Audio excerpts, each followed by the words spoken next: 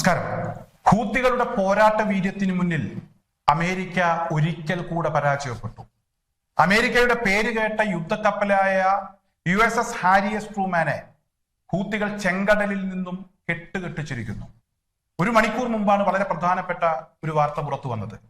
കഴിഞ്ഞ ഏതാനും ദിവസങ്ങളായി അമേരിക്ക ഹൂത്തികൾക്കെതിരെ അല്ലെങ്കിൽ ഹൂത്തി കേന്ദ്രങ്ങൾക്കെതിരെ ശക്തമായ മിസൈൽ ആക്രമണങ്ങൾ നടത്തുന്നുണ്ട്, അതുപോലെ തന്നെ വ്യോമാക്രമണം നടത്തുന്നുണ്ട്. പലപ്പോഴും സിവിലിയന്മാരാണ് ഈ ആക്രമണങ്ങളിൽ കൊല്ലപ്പെടുന്നത്.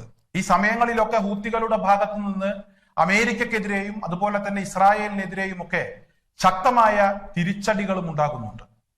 എന്തായാലും ഇപ്പോൾ ഏറ്റവും അവസാനം ഇന്ന് പുറത്തു വന്ന ഒരു വാർത്ത, ചെങ്കടലിൽ നിന്നും USS ഹാരി എസ് ട്രൂമാൻ എന്ന പേര് കേട്ട അമേരിക്കൻ പടക്കപ്പലിനെ അമേരിക്കക്ക് പിൻവലിക്കേണ്ടി വന്നിരിക്കുന്നു. നിലനിൽപ്പില്ല എന്ന ഒരു ബോധ്യം അമേരിക്കക്കുണ്ടായിരിക്കുന്നു. ഇത് വലിയ ശക്തമായ ഒരു പരാജയമാണ്. ഹൂത്തി പട്ടാളത്തിന്റെ ആത്മവിശ്വാസത്തിന് മുന്നിലാണ് ഇവിടെ അമേരിക്ക തകർന്നടിഞ്ഞത്. പോരാട്ട വീര്യത്തിന് മുന്നിലാണ് അമേരിക്ക തകർന്നടിഞ്ഞത്. അമേരിക്കയെ സംബന്ധിച്ചിടത്തോളം അമേരിക്കയുടെ പരാജയം പല പ്രമുഖരും ഇവിടെ നേരത്തെ തന്നെ പ്രവചിച്ചിരുന്നു. പെന്റഗൺ ഇത്തരത്തിലുള്ള പ്രവചനങ്ങളൊക്കെ ഉണ്ടാകുന്ന സമയത്ത് ചില വിശദീകരണങ്ങൾ, ചില പ്രതികരണങ്ങൾ പെന്റഗന്റെ ഭാഗത്തുനിന്നുണ്ടായിരുന്നു. ചില വാർത്തകൾ അമേരിക്കൻ മാധ്യമങ്ങൾ കൊടുത്തിരുന്നു. തുടർച്ചയായി ഹൂത്തികളെ ലക്ഷ്യം വെച്ചുകൊണ്ട് ഹൂത്തികൾക്കെതിരെ അമേരിക്ക യുദ്ധം പ്രഖ്യാപിച്ച് ഭീകരമായിട്ടുള്ള വ്യോമാക്രമണം നടത്തിയിരുന്നു. അമേരിക്ക അവകാശപ്പെട്ടിരുന്നത് ഹൂത്തി കേന്ദ്രങ്ങൾ ഞങ്ങൾ തകർത്തു, നിരവധി ആളുകളെ ഞങ്ങൾ കൊലപ്പെടുത്തി, ഹൂത്തികളുടെ പല നേതാക്കന്മാരെയും ഞങ്ങൾ ഇല്ലാതാക്കി എന്നൊക്കെയുള്ള അവകാശവാദം അമേരിക്കയുടെ ഭാഗത്തു നിന്നുണ്ടായിരുന്നു. ഏറ്റവും അവസാനം ഹൂത്തി വക്താവായിട്ടുള്ള യഹിയ സാരിയെ കൊലപ്പെടുത്തി എന്ന വാർത്തയും പുറത്തു വന്നിരുന്നു. തൊട്ടടുത്ത ദിവസം യഹിയ സാരി മാധ്യമങ്ങളിലൂടെ അമേരിക്കയെ വെല്ലുവിളിക്കുന്ന സാഹചര്യവും ഉണ്ടായി. എന്തായാലും അമേരിക്കയുടെ പരാജയം അത് പെന്റഗണിന് സമ്മതിക്കേണ്ടി വന്നു. പലപ്പോഴും ഹൂത്തികൾക്കെതിരെ ആക്രമണം നടത്തുമ്പോൾ ഹൂത്തികൾ അവർ കൂടുതൽ ശക്തി ആർജിക്കുന്നു. ഒരിക്കലും ഇവിടെ അമേരിക്കയുടെ വ്യോമാക്രമണങ്ങൾക്ക് ലക്ഷ്യം കാണാൻ കഴിഞ്ഞിട്ടില്ല.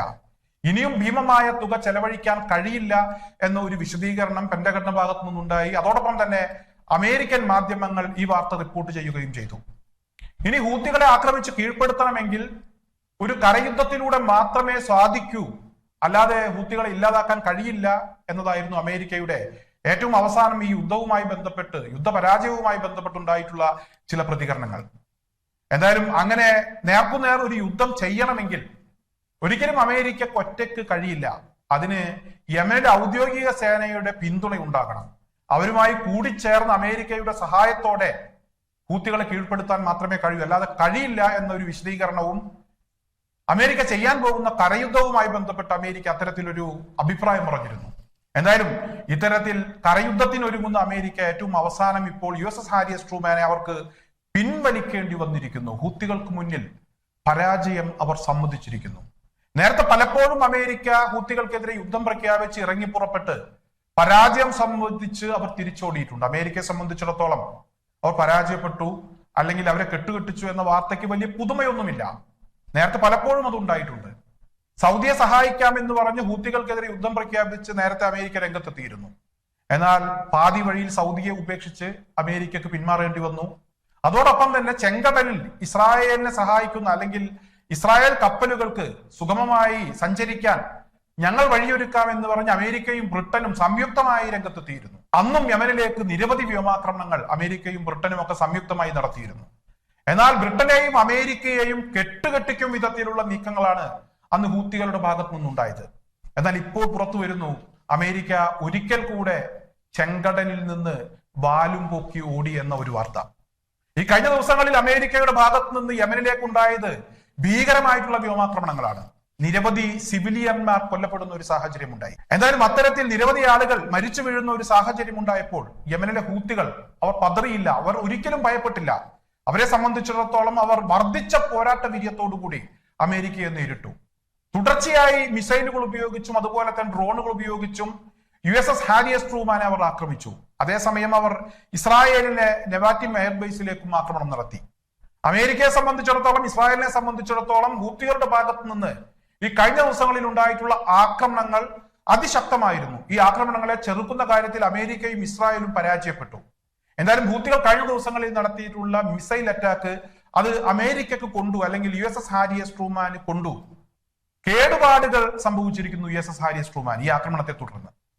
ഹൂത്തികൾ രണ്ടും കൽപ്പിച്ച് ഇറങ്ങി പുറപ്പെട്ടപ്പോൾ USS ഹാരിയസ് ട്രൂമാന് പിടിച്ചു നിൽക്കാൻ കഴിയാത്ത ഒരു സാഹചര്യം ഉണ്ടായി. ഹൂത്തികളുടെ ആക്രമണത്തെ പ്രതിരോധിക്കാൻ കഴിഞ്ഞില്ല, ചെറുക്കാൻ കഴിഞ്ഞില്ല. കേടുപാടുകൾ സംഭവിച്ച USS ഹാരിയസ് ട്രൂമാനെ അമേരിക്കക്ക് പിൻവലിക്കേണ്ടി വന്നു. എന്തായാലും കഴിഞ്ഞ ദിവസങ്ങളിൽ ഉണ്ടായിട്ടുള്ള ആക്രമണത്തെ തുടർന്ന് USS ഹാരിയസ് ട്രൂമാന് കേടുപാടുകൾ ഉണ്ടായിട്ടുണ്ട് എന്ന് വ്യക്തമാക്കുന്ന ചില വാർത്തകൾ ഇന്നലെയും മിനിഞ്ഞാന്നും ഒക്കെയായി പുറത്തു വന്നിരുന്നു.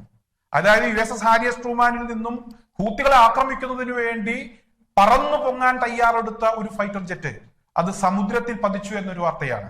അങ്ങനെ സംഭവിച്ചതായിട്ടുള്ള വാർത്തകൾ നേരത്തെ കണ്ടിട്ടില്ല. ഇത് അപൂർവമായി സംഭവിക്കാൻ സാധ്യതയുള്ള ഒരു കാര്യമാണ്. ഹൂത്തികളുടെ ആക്രമണത്തെ തുടർന്ന് യുദ്ധക്കപ്പലിന് കാര്യമായിട്ടുള്ള കേടുപാടുകൾ സംഭവിച്ചിരിക്കുന്നു.